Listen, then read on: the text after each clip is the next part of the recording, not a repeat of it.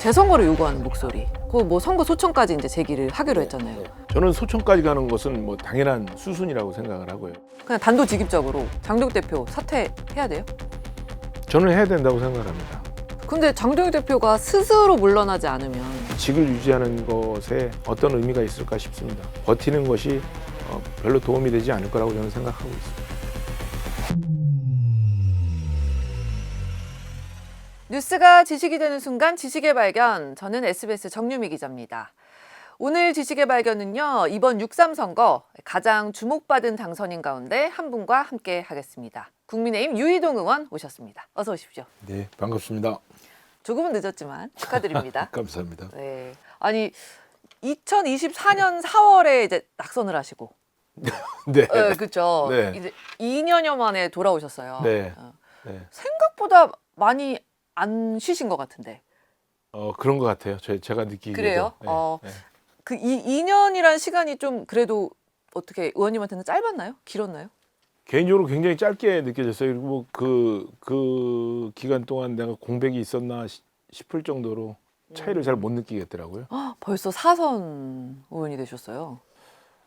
근데 그 2년 동안 너무 많은 일이 있었잖아요. 예. 예, 뭐 제가 총선에서 낙선한 것도 낙선한 거지만 낙선한 이후에 우리가 왜 낙선했는지 이유도 못 찾고, 그리고 그것을 어디로 다시 가야 되는지 방향도 못 찾고, 거기에 또 계엄과 탄핵, 뭐 윤호개인, 당내 분란 계속 파열음 나고, 그 사이에 정권은 민주당한테 넘어가고, 네. 떠나 있는 공백은 잘 못 느끼겠는데, 네.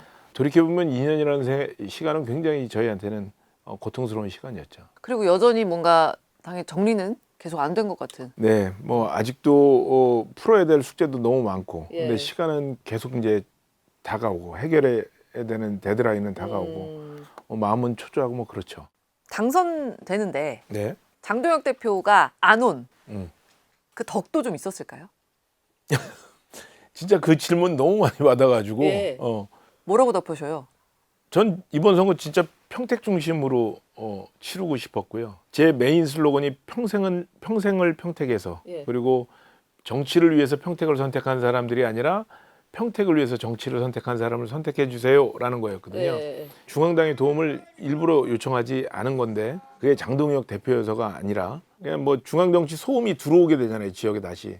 그럼 제가 갖고 있는 장점들이 다 묻히게 되니까, 그래서 뭐 제가 청하진 않았는데 그 부분을 굉장히 집중적으로 물어보더라고요. 청하지도 않고 오겠다는 말도 없어서 결국은 이렇게 차단된, 그렇죠? 그렇죠. 결과적으로는 오겠다고 해도 막으셨을 거잖아요. 다른 이유를 대지 않았을까요? 다른 핑계를. 아니 그러니까 오세훈 시장도 사실 뭐 더 넓은 범위긴 하지만 네. 의원님과 뭐 비슷한 전략이었던 거잖아요. 같이 장동혁 대표와 연단이 서지 않겠다. 아무래도 기본적으로 수도권에서 국민의힘 또 국민의힘 지도부에 대한 뭐라 그럴까요? 지지 이런 게 이렇게 강하지 않으니까 그런 것들이 부담이 된다고 생각하면 후보자가 직접 그 지역 유권자들을 만나는 것에 집중하지 않았을까 싶어요. 그냥 단도직입적으로 장동혁 대표 사퇴해야 돼요? 저는 해야 된다고 생각합니다. 당장? 그 시기는 좀 유연하게 가져갈 필요가 있는데요. 네. 멀지 않은 시기에 뭐 저는 사퇴를 불가피하게 생각하는 사람이거든요. 나는 기한이 임기가 있는데 왜 나를 사퇴하라고 하지? 라고 강변을 할 수는 있지만 대부분 정치적인 책임을 져야 될 자리에서는 책임들을 졌거든요. 그 이유가 뭐겠어요? 지도부 사퇴라는 게 그게 뭐 잘못했으니까 회초리 맞대 맞는 벌로 생각하는 것이 아니라 저희가 정치를 하는 사람이고 사실 여부와는 상관없이 인식의 문제이기 때문에 국민들께서 그렇게 인식을 하시면 그런 것이 국민의 힘의 새로운 변화를 직관적으로 전달하는 메시지라면 저는 그건 해야 된다고 생각하고 너무 늦지 않게 그런 변화가 있어야 된다고 생각합니다. 홍준표 전 시장이 지난주에 저희 방송 출연하셨었는데 난 그거 이해가 안 되는 게 예. 다른 사람이 하면요 전패했을 수도 있습니다. 마치 지금 하는 모습들이 윤석열이 대통령 만들어 놓고 이준석이 흔드는 거하고 똑같은 모습이야. 장동혁 대표에 대해서 지금 물러나라는 목소리가 이해가 안 간다. 지금 이게 선전을 했느냐 뭐 패전을 했느냐 이 문제가 아니라고 생각을 하고 지금은 이제 방향 전환을 모색해야 되는 타이밍이고 그러면 새롭게 어떤 비전과 어떤 스피커들로 당 지도부를 새로 세워서 다가오는 총선도 임하고, 지금 민주당 같은 경우는 내부 갈등으로 인해서 굉장히 어려운 상황에 빠져 있고 네. 그게 점점 더 심화될 거라고 저는 생각을 하거든요.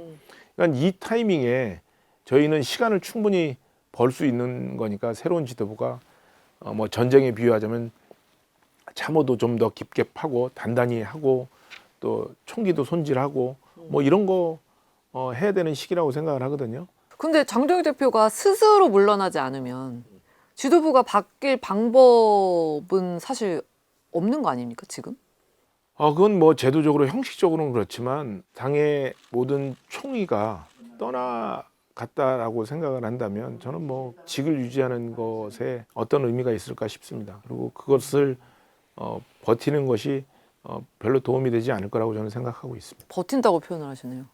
재선거를 요구하는 목소리. 그 뭐 선거 소청까지 이제 제기를 하기로 했잖아요. 이 결정은 어떻게 보세요? 저는 소청까지 가는 것은 뭐 당연한 수순이라고 생각을 하고요. 그러니까 저는 소청은 소청대로 가서 법원이 판단하게끔 하고 그 이후에 지금 올림픽 공원이나 이런 데 나가서 참정권이 훼손된 거에 대한 새롭게 바로잡자는 주장을 하시는 분들의 그 열정, 열망을 그대로 받아 안아서 이것을 제도적으로 어떻게 할 건지에 대한 논의를 본격적으로 시작해야 되는 건데, 그게 아니고 지금 우리 당을 포함해서 재선거를 이야기하는 것이 일반 국민들에게 정치적인 목적에 의해서 이것을 주장하고 있는 것이 아니냐라는 지적을 받고 있고, 그런 오해를 받게 된다면 굉장히 저희의 이런 시도랄까요? 이런 것들이 취지가 훼손당할 수 있으니까 그런 건 좀 조심할 필요가 있다고 생각하는 거죠. 그러니까 당대표랑 지금 원내대표랑 입장이 다른 거네요? 지금 현재까지 들리는 목소리는 그렇습니다. 당대표와 원내대표의 목소리가 굉장히 다른 것 같은데 저는 원내대표의 판단과 지금 방향이 맞다고 생각을 합니다. 그리고 이런 사안들은 사실 굉장히 중요한 사안이거든요. 그래서 이것은 의원총회에서 당론 결정을 해서 당론으로 방향을 정해서 가는 것이 맞다고 저는 생각을 하는 거죠. 그냥 당대표 혼자 주장을 하고 이게 전국적인 재선거다라고 얘기를 하는데 최고위원회에서 그것을 추인했다고는 하지만 사실 그 추인하고 나서 그 이후 이야기를 들어보면 그런 의미가 아닌데 라고 고개를 갸웃하게 될 만한 이야기들이 계속 흘러나오거든요.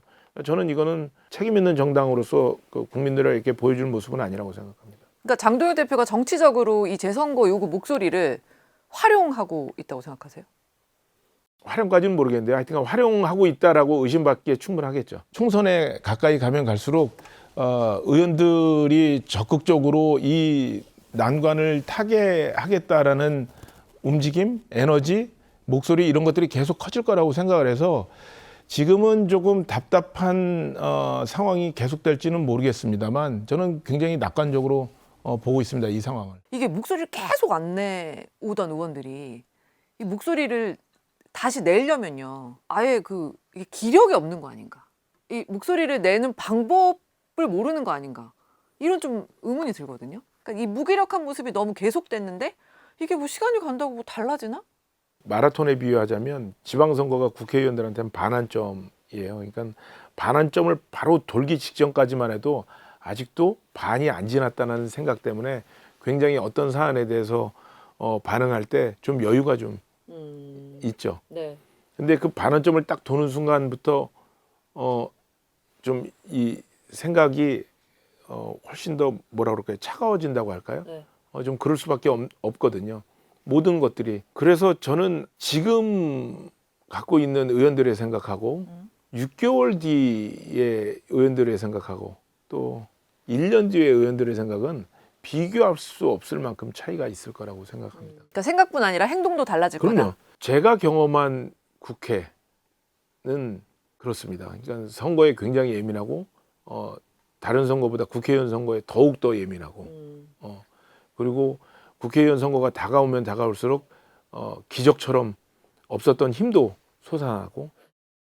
제가 이제 축하도 드리고 섭외 요청도 할 겸 전화를 드렸을 때 나 될 줄 알았다 이렇게 말씀을 하셔가지고 아니 그거 진짜예요? 진짜 될 줄 아셨어요?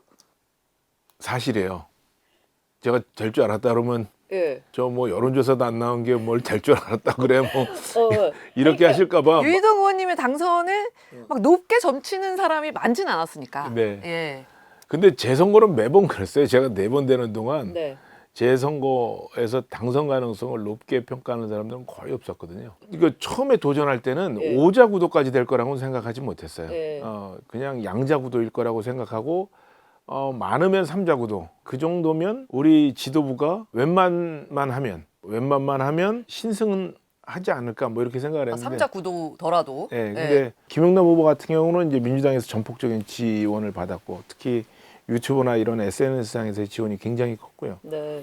조국 후보는 조국 후보 자체가 갖고 있는 뭐 이렇게 인지도가 워낙에 높은 분이었기 때문에 그런 부분에 있어서는 굉장히 좀 어려웠죠. 두 분 중심으로 이렇게 선거가 흘러가는 것 같아서 그렇죠. 여태까지 내 예측이 틀린 적이 한 번도 없었는데 야 이거 이번에는 어려운 건가? 아니면 여론조사가 너무 차이가 나니까 캠프에 들어서 이렇게 스태프들 얼굴 보면서 눈빛 보면서 흔들리고 있는 거 아닐까? 뭐 이렇게 눈치도 보고 그 눈치 안 보이려고 더 열심히 뛴다는 모습 보이려고 사무실에 안 오고 밖에서 계속 돌아다니기도 하고. 후보가 캠프 관계자들 눈치도 또 보는군요. 아 그럼요.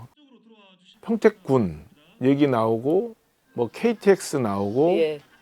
이러면서 일단 저희 쪽에서는 조국 후보를 공격하는 일을 안 했어요. 알아서 저렇게 실수를 해주니까. 아니 너무 조기에 무너지고 나면 저게 회복이 안 될 수 있다라는 생각. 오히려 그러니까 김용남 후보를 잡는 데는 조국 후보가 조금 살아있는 게 낫다. 이런 판단인 거예요. 뭐 그런 거죠. 뭐 다자구도로 선거를 치른다면 균형을 맞추는 게 가장 중요한 거니까 어느 한 후보가 이렇게 두드러지지 않게. 네네네.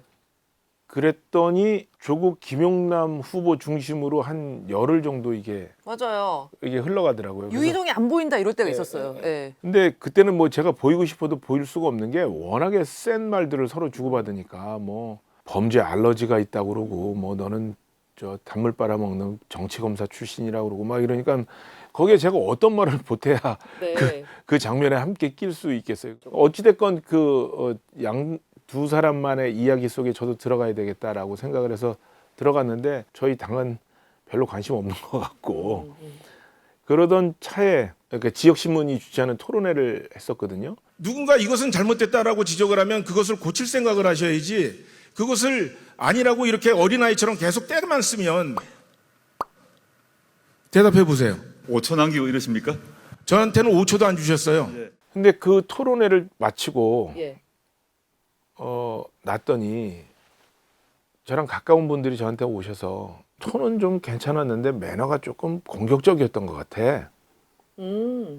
당신의 평소의 모습이 아니야. 당신은 뭐 이렇게 온화하고 늘 좀 그랬는데 이번에는 좀 이성을 잃은 듯한 모습도 보이고 그랬던 것 같아. 사무실 스태프들도 그 얘기를 하더라고요. 평상시에 저섭지 않게 너무 공격적이었다고. 왜 그러셨어요? 막 이런 거. 예, 예. 제 집사람마저 그러는 거 보고 이거 조금 내가 좀 과했구나. 다음번에는 좀 태도를 좀 부드럽게 해야 되겠다라고 하고 자고 일어났더니 여기저기서 이만큼의 카톡 뭐 잘했다. 조국 후보한테 그 한 공격은 너무 통쾌했다. 그리고 김용남 후보한테도 그건 아주 적절한 지적이었다. 왜 좀 더 세게 하지 그랬니? 뭐 이런 식이었어요. 그래서 이게 뭐지? 이런 생각. 여전히 정말 황교안 후보가 단일화를 안 한 게 더 좋다고 생각 안 하세요?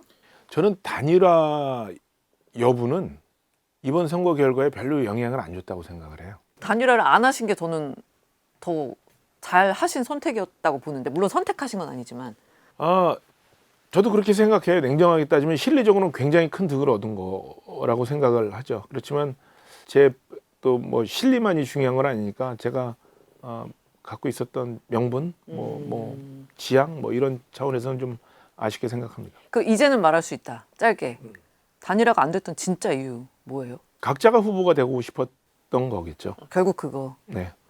황교안 후보도 그게 정말 강하셨군요. 뭐 아니다라고 얘기하기는 어렵습니다.